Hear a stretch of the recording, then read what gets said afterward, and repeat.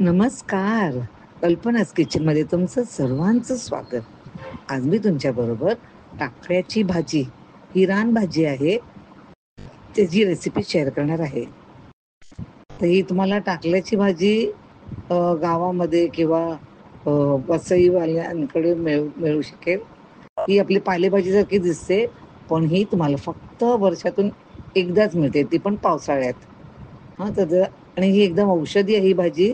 ह्याच्यामध्ये सर्दी, खोकला जो पावसात होतो ना, त्यासाठी ही एकदम उत्तम आहे ही भाजी.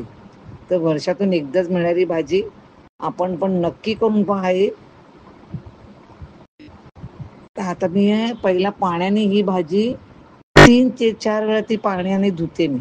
एक तर पावसाळा आहे, त्याच्यामध्ये काय चिखल, माती, 3 वेळा मी पाणी आपलं असं स्वच्छ दिसेपर्यंत ही भाजी धुते. हं. धुतली आपण भाजी, की त्यावर बाकीचं साहित्य बघूया. इथे मी जिरं घेतलं आहे, हिंग, हळद, 2 हिरव्या मिरच्या घेतल्या आहेत, मीठ घेतलं आहे, 1 मोठा कांदा घेतला आहे आणि ह्याच्यासाठी नारळ घेतला आहे गार्निशसाठी आणि ऑफकोर्स टाकला आपण घेतलेलाच आहे, 1 बंच आहे तो. ठीक आहे. पहिला आपण हा टाकला जो धुतला आहे तो आपण स्वच्छ धुवून घेतल्यावर आपण तो कापून घेऊया. एकदम काय बारीक कापायची गरज नाही, पण साधारण बघा मी असंच. आता इथे भांड्यामध्ये मी तेल घेतले 2 चमचे मोठे आणि त्यात जिऱ्याची फोडणी देतो. आता फोडणीमध्ये प्रत्येकाचं, ही माझी रेसिपी एकदमच सिंपल आहे. आता जिरं घातल्यावर मी कांदे घातले, तिकडे हिरव्या मिरच्या घातल्यात. तर काही जणांना लसणाशिवाय हवत नाही, तर लसणाची फोडणी पण देऊ शकतात तुम्ही. इथे मी हिंग घातले आणि हळद. इथे मी लाल तिखट वगैरे काही नाही घालणार या भाजीला. तर आपली फोडणी झाली आहे, त्याच्यावर आता कांदा घालायचा. कांदा मी बारीक चिरून घेतलेला दिसतो तुम्हाला आणि आता चांगला परतून घ्या तो.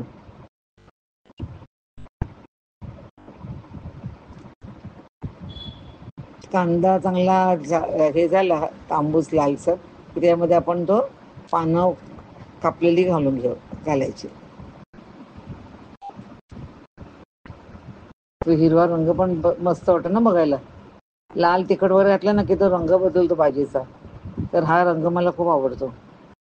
आता याच्यात आपल्याला मीठ राहिलंय, मीठ पण अर्धा चमचा, जास्त घालू नका हां, पण ती आरते ना भाजी एकदम ती शिजल्यावर, म्हणून अंदाजाने कमी घाला पाहिजे मीठ. हां,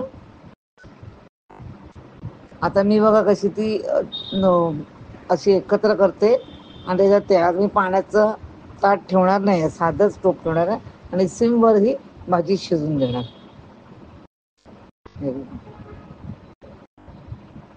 हं? तर तुम्ही पहिला कधी केली नसेल टाकल्याची भाजी तर नक्की ट्राय करा. तुम्हाला नक्की मार्केटमध्ये बघा, तुमच्याकडे वसईवाल्यांकडे वगैरे पण ही असते भाजी, हा टाकल्याची भाजी. आणि म्हणजे औषधी पण आहे आणि वर्षातून एकदाच मिळते आपल्याला ही, तर का नाही खावी ही भाजी आपण. माझ्याकडे दरवर्षी पावसाळ्यामध्ये एकदा तरी मी करतेच ही भाजी. तर ते मी ताजा नारळ खवले मी, त्याने भाजीला अजून छान टेस्ट यायला. वा, झाली आपली टाकल्याची भाजी तयार. नक्की ट्राय करा ह्या पावसाळ्यामध्ये. आता चालू आहे आणि तुम्हाला मार्केटमध्ये मिळेल. मी नॅशनल पार्कला जाते वॉकसाठी, तिकडे तर गावातली लोक घेऊन असतात ही भाजी. आजची रेसिपी आवडली असेल तर लाईक, शेअर आणि सबस्क्राईबचं बटन प्रेस करायला विसरू नका. आणि माझा व्हिडिओ पाहिल्याबद्दल धन्यवाद.